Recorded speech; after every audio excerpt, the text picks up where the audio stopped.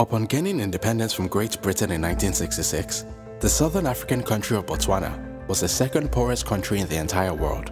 Despite occupying a territory about the same size as Spain, there was a grand total of just 12 kilometers of paved roads in the entire country. There were no hospitals and no universities, and the vast majority of its people were illiterate.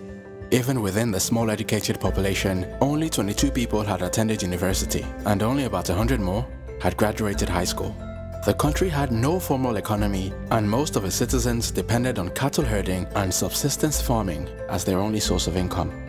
But fast forward 5 decades later, and Botswana now stands apart as one of the most remarkable economic development success stories.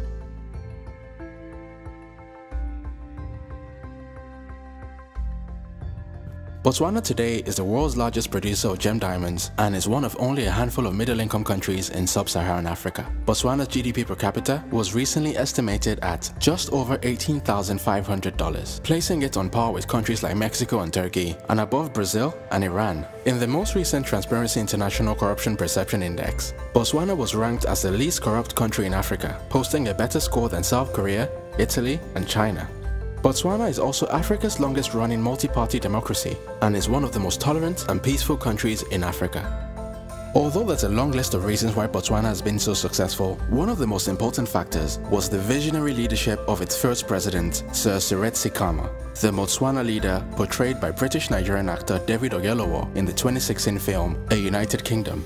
Born as the heir to the throne of the most powerful royal family in what was then known as the British Protectorate of Bechuanaland, Seretse Khama shot to international fame following the public controversy that surrounded his marriage to his English wife, Ruth Williams. The marriage was rejected both at home and abroad, firstly by Khama's own family, and secondly by the apartheid-promoting government of the Union of South Africa, which shared a border with Bechuanaland. You see, unlike countries like Ghana, Kenya, and Nigeria, Bechuanaland was a British protectorate and not a British colony, which meant that it was technically still led by the native Bechuanaland rulers as opposed to the British Crown. And so by going against his family's wishes, Seretse Khama was putting his political future at serious risk. Now, although most of Khama's kinsmen eventually grew to accept the marriage, the geopolitical blowback would prove a lot more difficult to resolve. Having banned interracial marriages in 1949, the South African government was seriously opposed to having an interracial couple holding such an important position in a large country right across the northern border. Taking swift action, the South African government banned Seretse and his wife Ruth from setting foot on South African territory. The ban also extended to the city of Mahikeng, which at the time served as the administrative capital of Bechuanaland. The South Africans also petitioned the British government to strip Seretse Khama of his birthright to become the chief of one of Bechuanaland's most influential tribes. And with the Labour-led government of Prime Minister Clement Attlee heavily in debt following World War II, Britain could not afford to risk breaking its relationship with South Africa, which was its primary source of cheap gold and uranium. And so, despite being heavily criticised by various pressure groups, the British government conducted a judicial inquiry which ultimately concluded that Khama would have been perfectly fit for leadership, but for his unfortunate marriage. Khama and his wife were then subsequently exiled from Bechuanaland in 1951. In 1956, however, the couple was allowed to return to Bechuanaland as normal citizens after Seretse Khama renounced the throne. Khama subsequently returned to politics in 1961 when he set up the Bechuanaland Democratic Party. His exile and renouncement of the throne had raised his profile among regular people, and he was elected Prime Minister of Bechuanaland following a landslide victory in 1965. As Prime Minister, Khama led the push for his nation's independence, and on the 30th of September 1966, Bechuanaland became the independent Republic of Botswana with Sir Seretse Khama as its first president. With his newly independent nation desperately poor and lacking basic amenities, Khama immediately got to work on what would ultimately go down as one of the most impressive economic transformation programs in modern African history. Khama's plan to transform Botswana was based on building an economy powered by the country's three main resources, which were cattle, copper, and diamonds.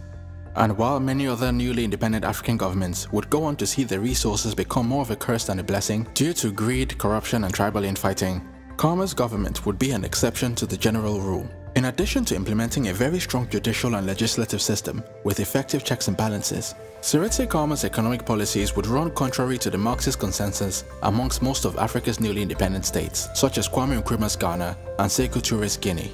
His administration would put pragmatism over ideology, adopting business-friendly policies such as low corporate and income taxes and low import tariffs. And although he shared a border with the openly racist regimes of South Africa and Rhodesia, Khama was determined to build a nation where merit and content of character, as opposed to skin color, would be the primary determining factor for achievement and opportunity. Despite facing considerable political pressure to forcefully replace all foreign members of the civil service with native-born citizens regardless of their skill levels, Khama's government stated numerous times that it would continue to employ foreign workers until the local population was sufficiently well educated and skilled to compete for the same jobs. Khama also employed several policy consultants and invited foreign mining companies to search his soil for more resources. This would lead to a significant increase in the government's income as additional copper, nickel and coal deposits were discovered. In 1969, the government of Botswana entered into a partnership agreement with the De Beers Mining Company, setting up a joint venture known today as the Botswana Mining Company. Over the next 5 years, the government of Botswana increased its shareholding in the company from 15% to a full 50% and is also reported to have negotiated a profit-sharing agreement in which the government got 70% of the profit on every $1 in sales of Botswana's diamonds.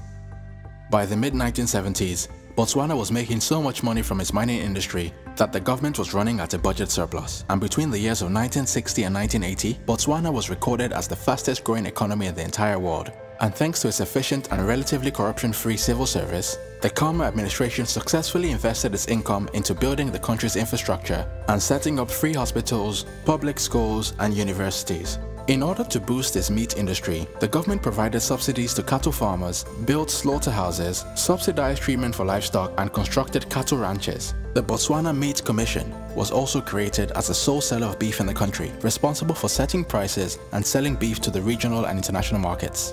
Khama was also personally involved in negotiating a lucrative trade deal with the European Economic Community, which allowed Botswana to export beef to Europe at a price far higher than the world average. As Khama's primary focus was on economic development, Botswana initially only devoted a small proportion of its national budget to military spending. However, following repeated threats of intrusion by South African and Rhodesian forces, the Botswana Defence Force was formed in 1977 to serve as the country's primary defence unit. Botswana's foreign policy was always to stay neutral and only exert military force in self-defence. Seretse Khama would nevertheless play a major role in the negotiations at the end of the Rhodesian Bush War and the creation of the independent nation of Zimbabwe.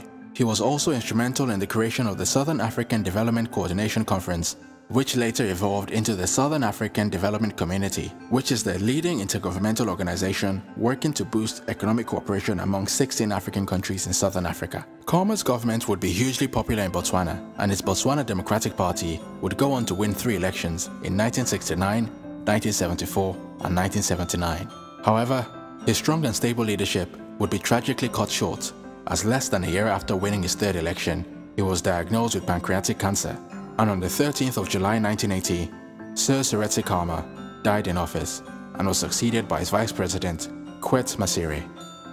Over 40,000 people turned out to pay their final respects as his body was laid in the country's capital of Gaborone. But even in death, Khama's legacy continued, as 20 years after the tragic end of his leadership, his son Ian Khama was elected in a landslide victory as the 4th president of Botswana and would go on to enjoy a successful 10-year term as the country's leader.